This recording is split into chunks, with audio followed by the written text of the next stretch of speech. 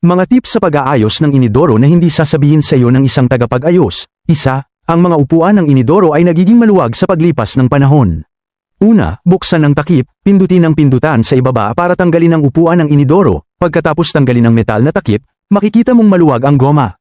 Ibalik ito sa orihinal na posisyon, pagkatapos, higpitan ito gamit ang distornilyador, pagkatapos, ibalik ito sa pagkakabit. Ngayon, ayos na ang upuan ng inidoro.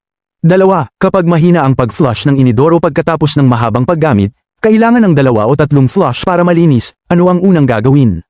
Una, buksan ang takip ng inidoro, suriin ang tornilyo. Kung ang tornilyo ay masyadong maikli o sira, maaapektuhan ang daloy ng tubig.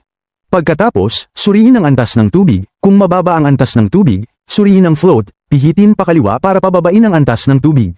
Pihitin pa kanan para itaas ang antas ng tubig, suriin ang gitnang linya ng drainage, pihitin ang gitnang linya ng drainage pa kaliwa o pa kanan para buksan ito.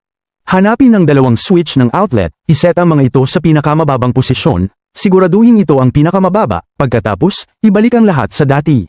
Sa wakas, gumamit ng sipilyo para linisin ang mga outlet ng tubig sa magkabilang gilid ng inidoro, ito ay maglutas sa problema ng mahinang pag-flush. 3. Ano ang gagawin kung patuloy na may hisang sound ang inidoro habang nagre-refill? Una, isara ang balbula ng supply ng tubig.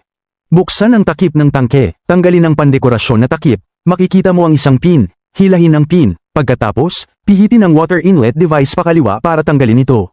Tanggalin ang rubber pad, may maliit na butas dito, gamitin ang karayom para linisin ito, pagkatapos linisin, ibalik ito sa pagkakabit sa kabaligtaran na pagkakasunod-sunod.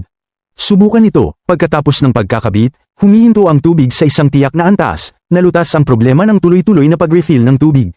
4. Kung aksidenteng nabara ang inidoro, gamitin ang pamamaraang ito, punuin ng tubig ang isang bag at ilagay ito sa inidoro.